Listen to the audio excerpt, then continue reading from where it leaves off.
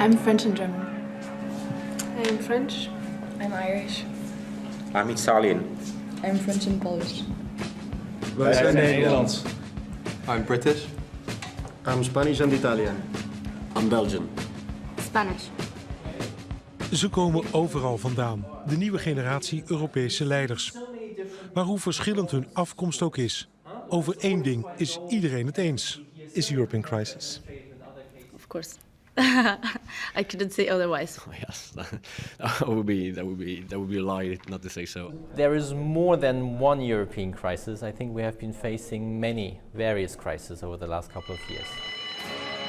De EU ligt niet voor het eerst onder vuur. In de hal van het Europa College hangen de foto's van alle leiders die hier hebben gesproken. Margaret Thatcher hield er in 1988 haar beroemde eurokritische toespraak. Of course we must make it easier for people to travel throughout the community.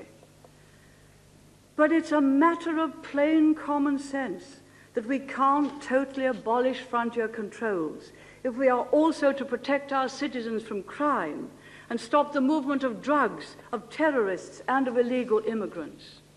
Onderlinge meningsverschillen en kritiek zijn er dus altijd al geweest in Europa. Maar nu is de situatie toch anders, vindt de rector. I would say that at least in my lifetime there has never been a situation where the European construction had to cope with so many different crises at the same time, and this before a background of mounting skepticism with the European construction in many member states. So it's a very serious situation now. I would certainly say so. All right. All right. Why is it crisis? Because the European Union is not leaders of the member states do not commit with the European Union.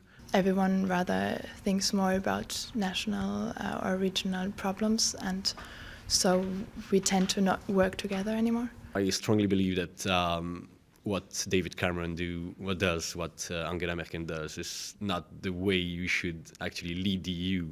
And if you have all these national leaders trying to survive in their national political area, this is not how it should be done. We just have to remember solidarity between each other. We're 28 members, and sometimes not all our values are the same, but sometimes you have to help another one, and some of the time someone will help you.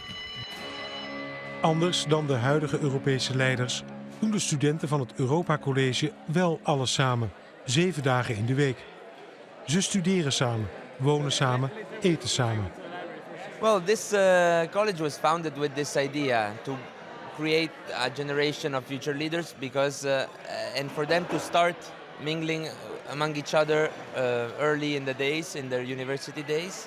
And absolutely, I believe that leaders should go beyond the official visits and meeting in institutions.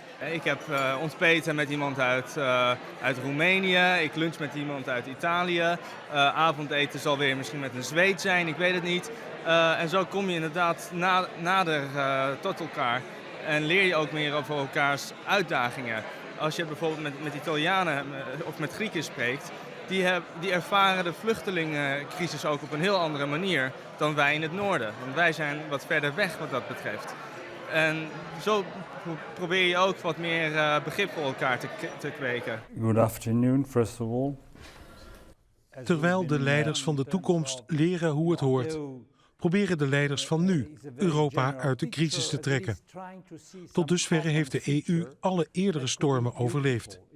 Maar dat is geen garantie dat het ook zo blijft. Unfortunately, what has happened in the past is very often that the necessary decisions on compromising were only taken just before the brink. But it could also happen that the political leaders just wait for too long. And then actually a point of no return could be reached.